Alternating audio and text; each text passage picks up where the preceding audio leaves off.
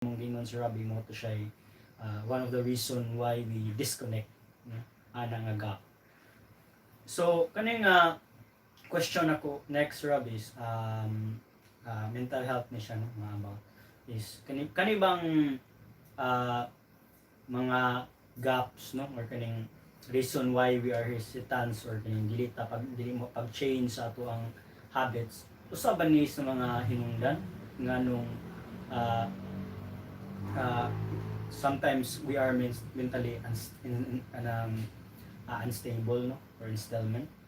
Yes, I would say a very quick yes to this. And as far as mental health is concerned, uh, we deal a lot with helping and supporting and guiding, perhaps even teaching in the work that we do as clinicians, other people, so that they get to work around what habits have been distressing for them, what habits have been difficult, have caused difficulty or suffering. Um, we can talk about one of the most dysfunctional habits, addiction. Um, we know from the film Tipping the Pain Scale. This was a 2021 film by Jay Riley, directed by Jay Riley, and um, what they're trying to say in that film is that addiction has become a pandemic in the United States. Um, it's been a long time coming, too. I mean, I think that's always been there. It's the elephant in the room. It's always been a huge problem, not just for the United States, but for many countries, addiction. When all is said and done, addiction is just another habit. It's just another pattern of behaviors. And addiction is part of the DSM-5 TR, which is, of course, our guidebook or our manual to be understanding mental health concerns. So what I'm saying is that yes, these habits can be the cause of mental distress. They can be the cause of suffering. They can be the cause of relational problems. They can be the cause of problems of thinking or problems of feeling. They can be the cause of um, dysfunction at work, in school, for those who are still studying, and with families, for those who are full-time parents. Habits have to be contended with in clinical work. There was a American psychologist, George Kelly, the proponent of PCP or personal construct psychology. And I remember him in response to your question about how habits can lead to mental distress or mental health problems. Uh, the basis of PCP were, of course, constructs. And constructs, it can be said, can be understood as including habits. Um, when we construct the idea of, say, addict, for example, the construct of the addict, certain things come up. And what comes up is that the addict may be someone who abuses a particular drug. The addict may have very traumatic experiences early on. The addict is a liar, negative stereotypes. These are associated thoughts that many people have. Um, Addicts are manipulative. They are um, they are antisocial. They're deviants, etc. So a lot of associated things. When you take those apart, all that all that you have left really are habits.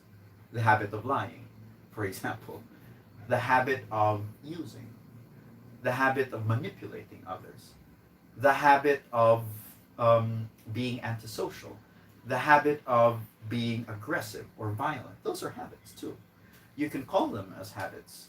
Um, Whatever other name you might have for them, the word habit fits the bill of many of these things that cause distress or cause difficulty among so many millions of individuals worldwide. And George Kelly, beginning PCP, when he talks about construct, he tells us that when we change constructs, let me just replace the word constructs with habits, having established that habits are part of constructs. When we try changing our habits, we earlier heard about the behavioral project and the thesis that if you want to change human beings, habits are the key, right? So George Kelly, talking about PCP, discovered that when constructs or habits change, they cause a disturbance. They cause a disturbance.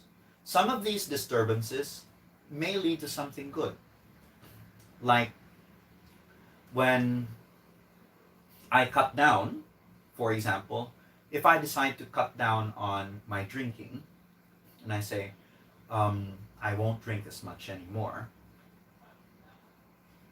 a disturbance that can be caused by that would be this very uncomfortable feeling. So sometimes I might try looking for a drink because I'm missing.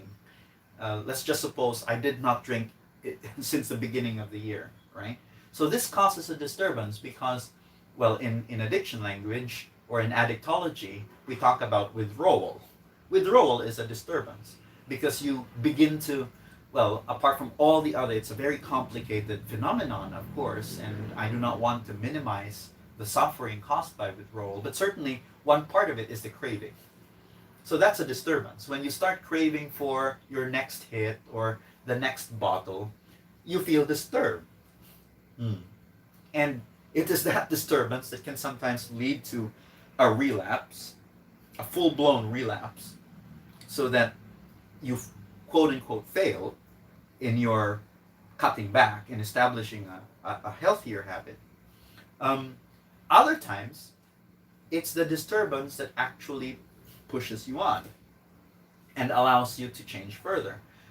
So it can have those positive effects of really urging you on because, for example, if I reframe it in behavioral technology terms, when I reframe my understanding of my disturbance and I say, I know it will only get worse before it gets better, then this might push the person to continue changing.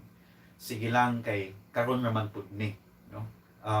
I was prepared for this. I know that I'm going to be craving for alcohol, so I'm prepared for it. I know I'm in the right track, so I should just continue going. I should just continue sobering up. For others, it can be very difficult. For others, it can be the pull that they yes that they've always wanted to avoid. You know, they hope that they never crave for the substance again. So it pulls them back, and others into a slip or a lapse, others into a full blown relapse. So this is the reason why it causes all these, why it's very relevant to talk about habits in mental health. Many distresses and many psychological dysfunctions are attributable to habits, bad habits, unhealthy habits, poor habits, deficient habits. And when we change them, perhaps this is a throwback to your earlier question, why is it difficult to change? Another reason is from George Kelly himself, the father of PCP, because when we change, even for the better, it causes a lot of disturbance. So even if you're wanting to change and adopt a positive habit, at the very beginning, it can be really difficult. It can cause anxiety, and this is in fact how he defines anxiety. George Kelly says that when we try to establish new habits or new constructs, what happens is that it might not fit. It might not fit with how we are currently. For example, if I want to be vegan, one thing that might make it difficult for me is how it doesn't fit. You see, everyone else, no one's a vegan in my home. See, everyone else eats meat, fish, chicken, red meat. It's that everyone eats it. Okay. When I try to adopt the new habit, one thing that's difficult for me is because it's so hard to do that because it doesn't fit with where I am. If everyone was vegan except me, and if I wanted to be vegan like everyone in my home, it can be easier.